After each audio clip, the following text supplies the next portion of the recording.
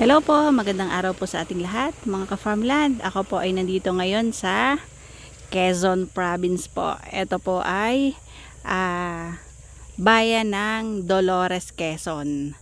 So, located po ito sa Barangay Putol po ng Dolores. Yan. Kung nakikita nyo po yan, may bakod na yan, yan po yung property. Tapos hanggang doon, andun yung entrance. Yan po yung entrance ng property. Yan din po yung source ng kuryente. At may source din po ng tubig. Yan. So ayan siya, libot ng bakod. At hanggang doon pa. Ayan. Along Barangay Road po ang property. Almost 1 hectare.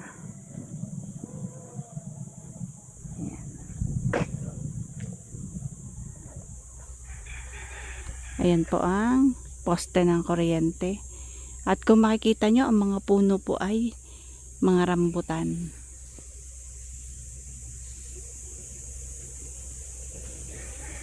Ayan no. Puros bulaklak na po ang mga rambutan.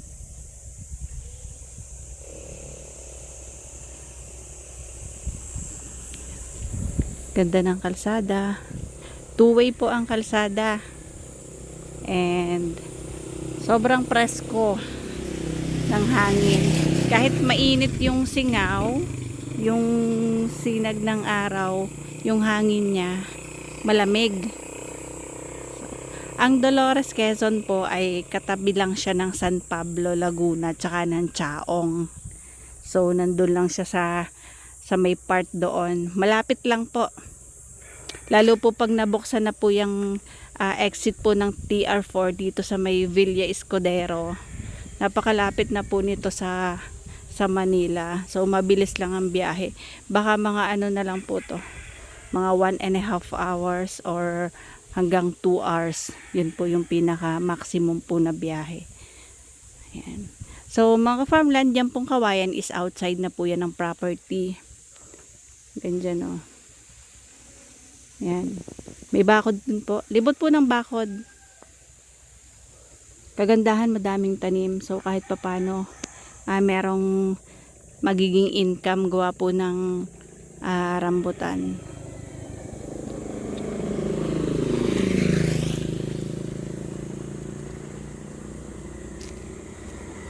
Ganda tong property para po dun sa mga client namin na naghahanap ng retirement place nila. Ayan po, patag po yung property. May bakod na din po. So secured po. Kahit papano, hindi na po kayo mamumuhunan pa sa pagpapabakod.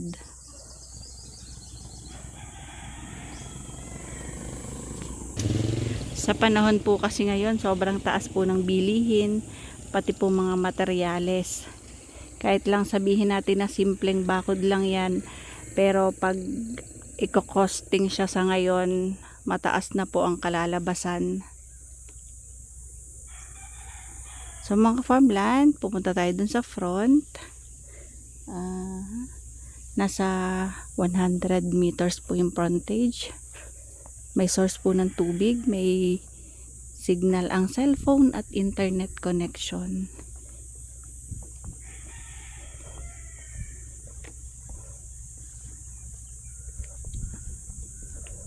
Yan, kitang-kita nyo naman. Yan yung frontage niya, yung may bakod.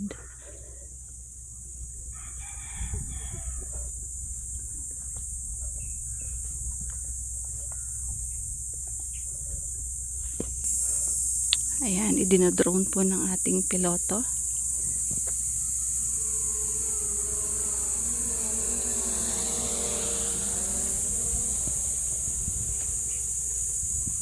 Yan yung entrance. Tayo po ay papasok sa loob para maipakita ko po sa inyo ang kabuuan ng property. Ayan, may source siya ng sariling kuryente. Ayan, may kontador.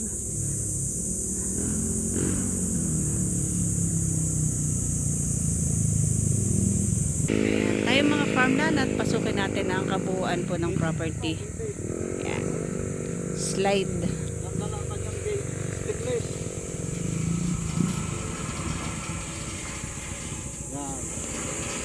Secured.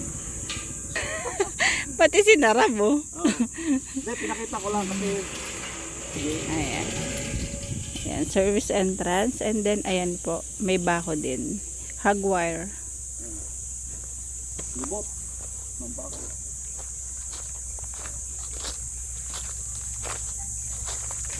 Yung part doon, meron din siyang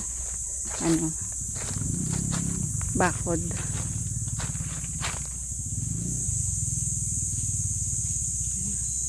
Concrete post. Kasi ito, tinambakan naman niya ng mga bato.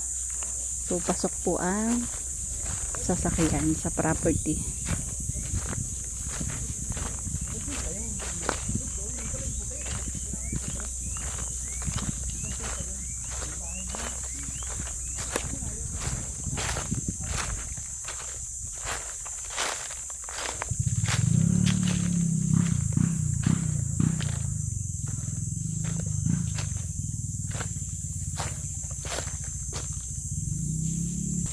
So ito, naka-propose po yan na pwedeng gawing CR. Pero sa ngayon, wala pa lang po siyang nakalagay na bowl. Ang nandyan po, lababo.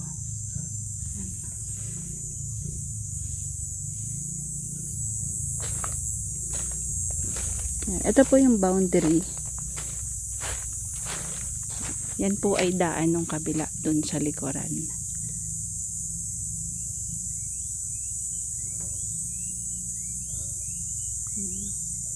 Yan po ang mga rambutan. Madami po. Tsaka po fruiting na. Ang tataas pa.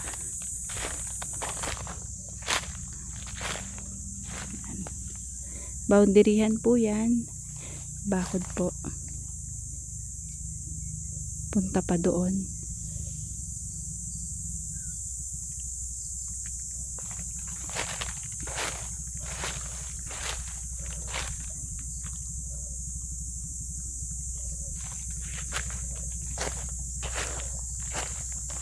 Ganda po ng property, tabi ng kalsada. Ang layo lang po nito sa sa highway dyan sa may San Pablo. 15 to 20 minutes drive lang po ito. And then dyan po naman sa bayan ng Dolores, mga 15 minutes drive po.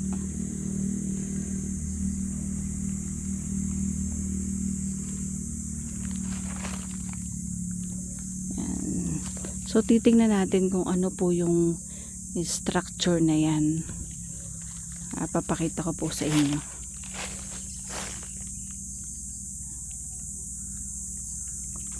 Pero punta muna tayo doon sa may boundaryhan doon para kahit papano ma-view nyo po o ma-visualize po ninyo yung shape ng property.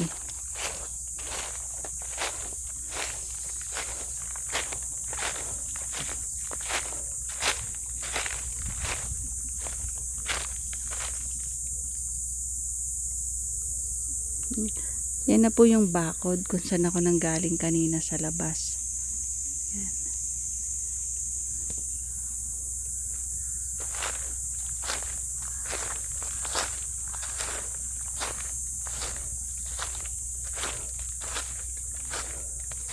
Sa ngayon po, nag-start na pong mamulaklak ang mga rambutan. Kagaya po nito.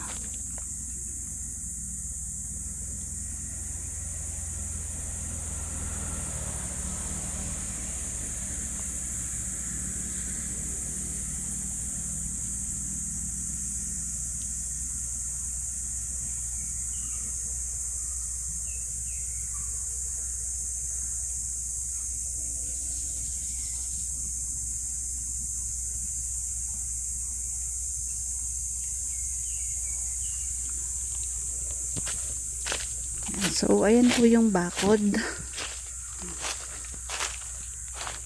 Dito pati mga ka-farmland, kanya-kanyang farmland. So, yan, open po yan na farmland din, fruit bearing. Then, meron po isang bahay doon. Ito mga ka-farmland ay patag na patag. So, napakaganda pong i-develop nito. Meron pa po pati kayong space na pwede pong pagtaniman doon sa area doon. And ito po ay meron din po mga ilang puno po ng niyog. So, inaobserbahan ko po kung may makikita po ako mga lansones. Pero sa ngayon po, rambutan at niyog lang po yung nakikita ko.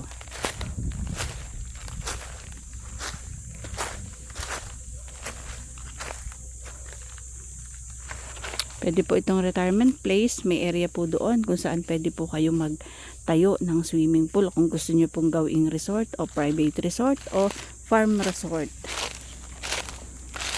Kasi kung sakali man pong i-develop ninyo as resort, pwede pong magtayo ng mga cottages dito sa area dito. Or kung i-develop nyo po ito na camping site, pwede po kayong magtayo dito ng mga tent.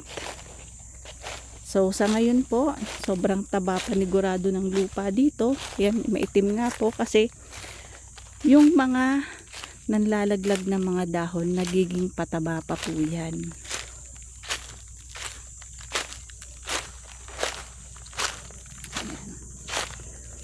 So, ang property po, ang boundaryhan ay iyon.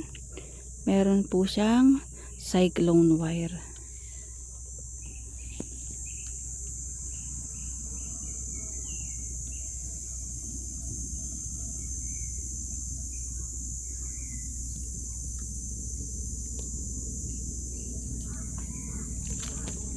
Tara, atin pong pasukin or lapitan, puntahan ang boundaryhan dito sa kabila.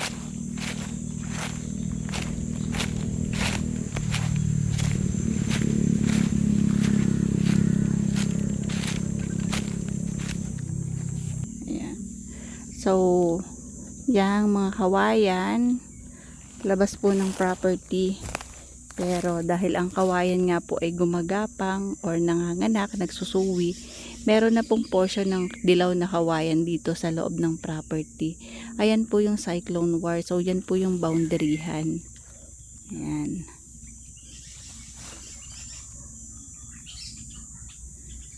Tapos padiretso pa doon. Ayan, punta doon.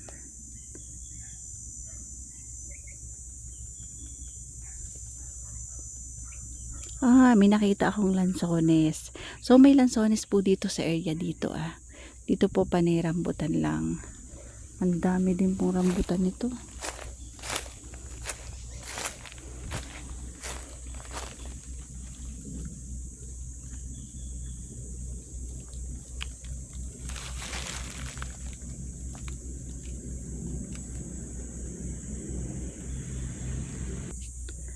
Ayan mga ka-farmland. So, more or less po 70 to 80 puno po ng lansones. Ay, ng rambutan. I mean, mali po. Rambutan. Ayan. So, yan po yung boundaryhan ng kabilang property. Yan, hanggang dito lang po.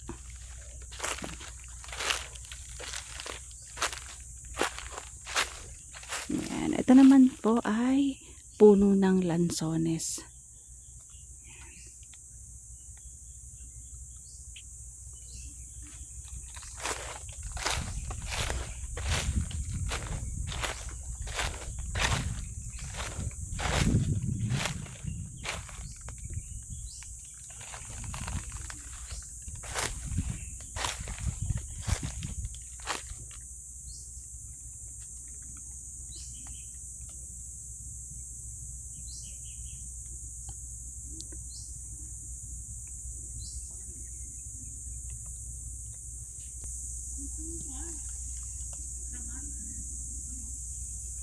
So mga farmland, kasama pa po yan. Hanggang doon pa po yan sa may bahay. Ayan. Sa area dyan, may mga lansones po tsaka mga nyog. So yung sasakyan doon sa dulo, labas na po yun ng property. Tapos boundaryhan, yung may baka, yung area ng baka kasama pa yan, pero hindi kasama ang baka. Ayan. So yan, boundaryhan yan yung dulo. Kasama pa yan sa property. Ito po ay dating alagaan ng kambing. Ayan. So, pwede pa po yung gawain, i-develop ulit kung ano man pong gusto. Halimbawa, gawin yung pinaka-garahe o gawin nyo po uling kambingan. Depende po sa makakabili. Or kung gusto pong gawing resort, pwede po itong i-develop, maging function hall, gawing coffee shop ang area diyan. So, ayan po yung boundary pa rin. Yan, meron po tayong mangilan-ngilan na niyog dito. Yan. Kasama pa po yan sa property, pati po yung bahay doon na tinitirahan ng nagbabantay dito. Yan. Ito po ay puno ng kamyas. Ang mga ito ay puno po ng lansones. Yan. So, huwag tayong lalapit dun sa may baka kasi singa ng singa, mukhang galit na galit yung baka.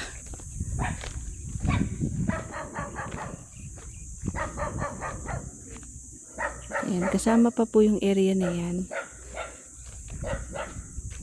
Dati nga po itong pinag-aalagaan ng mga kambing. Kaya po pala madaming parang ano nga hindi naman tanglad yan napier. Oo nga, napier. Ayan. So, yan. Ang shape nito is pahaba.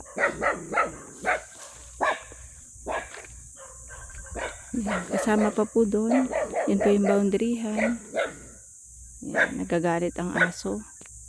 Yan. Pasensya na, doggy, nagbi-video lang, kaya hindi ka naman namin sasaktan, huwag ka mag-alala, makikiraan lang kami. Ayan mga ka-farmland, ito po ay libot ng bakod. Yan, yung pader, boundaryhan ng property, paikot, papunta dyan sa area diyan. So yung mangga, sako pa po yun ng property, yung mangga, puno na manggang malaki. Yan. Pero yung bahay na yan, outside na po yan ng property. So, labas po. At ayan nga po at may bakod. Yan o, may bakod na po. Yan. Yung manggang malaki, kasama pa po yan dito sa property. O, manggang kalabaw.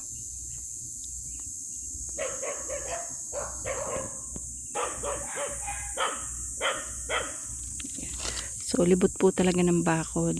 Yan yung dati ding kulungan ng mga kambing. Kasama pa po yan sa property. Yan. Wala po yung nagbabantay dito. Kaya, yan lang po yung pinakitinutuloyan niya na bahay dyan. Caretaker house.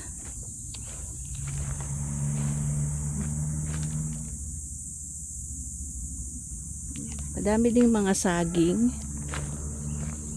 And may mangilan-ngilan nga po na papaya. Ayan po yung boundaryhan.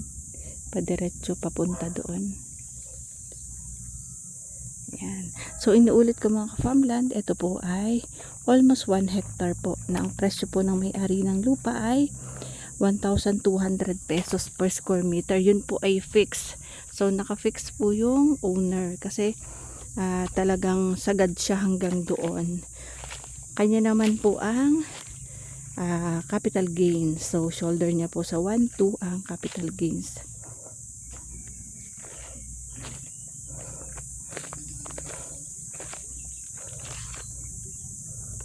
Ayan o, ang dami ding mamunga ng mga niyog.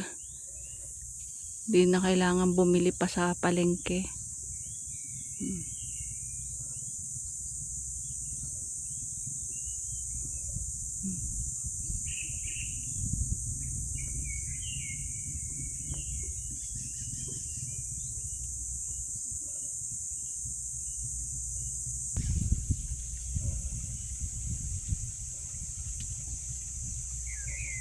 Yan.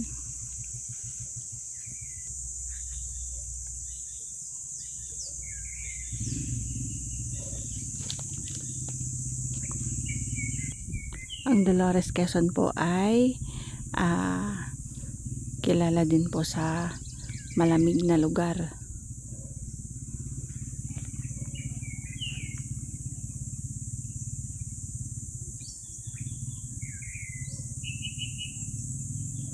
Yan, so may area po kung saan pwede pa pong magpatayo ng malaking bahay dyan. Kung gusto po lagyan ng swimming pool itong area. Kung gusto po ay magtanim pa po ng iba pa pong fruit bearing. Katulad ng mga mangustin, mga mangga, yan, chiko, guyabano, pwede pa pong idagdag dito sa mga pananim dito. And take note po, yun pong rambutan ay pinakayaw po sa halagang 100,000.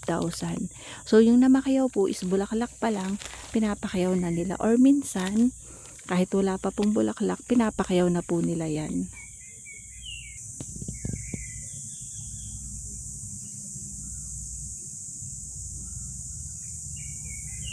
Ayan po yung boundaryhan.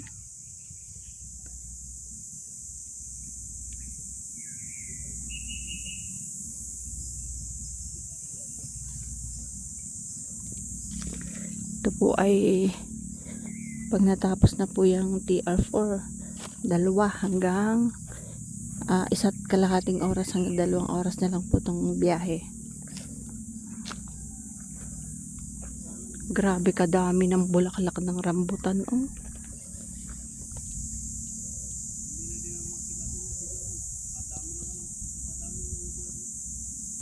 Ayan, oh. Ito po yung dating kulungan nila ng mga kambing. Isa din sa kulungan nila ng kambing ito noon.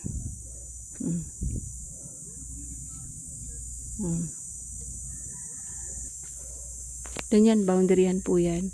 Yan po kasing kabila niyan, right of way po nung nasa likuran.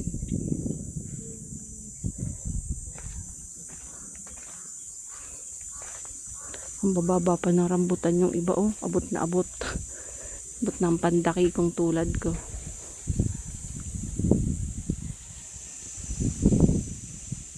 Ano, ang dami. Kadaming bulaklak ng rambutan. Yan, yung mga yan, dati po yan, pakainan ng mga kambing. Yan, o. Inuman.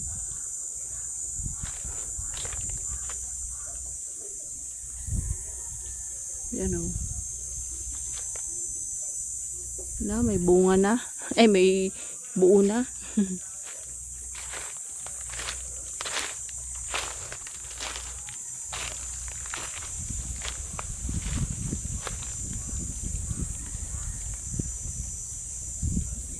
So, inuulit ko po mga farmland. Ito po ay located sa Barangay Putol po ng Dolores, Quezon. Ito po ay almost 1 hectare, 1,200 pesos per square meter. Yun po ay nakafix na po ang owner. So, hindi na po daw bababaan. Pero depende nga po pag nagharap po kayo na may-ari ng lupa. Kasi sabi ko nga minsan po ay wala po namang hindi napapag-usapan. Ayan. 15 minutes drive po papunta ng bayan and 15 to 20 minutes naman po papunta ng highway. Labas po ay San Pablo City, Laguna. So ang Dolores, Quezon po ay kalapit po ng Chaong at ng San Pablo, Laguna. Ayan. So paano mga ka-farmland, yung lahat po na interesado, pakicontact nyo lang po si Ka-Farmland TV at humihingi po ako ng pasensya dun sa iba na hindi ko nasasagot. Konting pasensya pa po. At mayat mayain nyo o ulitin nyo or lagi nyo po akong i-text. Kasi po minsan si Ka-Farmland TV ay nag-aasikaso ng transfer, documentation, vlog, tripping. Then sa gabi po is nag-aaral po ako. Kaya talagang humihingi po ako ng pasensya sa inyo sa pagkagabi na tawag ko hindi ko kayo nasasagot. More on chat lang po talaga ang nasasagot ko. Pag call po kasi ay hindi po ako nakakasagot pag gabi kasi nagkaklase po ako. Paano mga farmland? Bye bye po. See you for the next videos. God bless po sa ating lahat. Maraming salamat sa lahat ng aming viewers, followers, and subscriber po. Bye bye.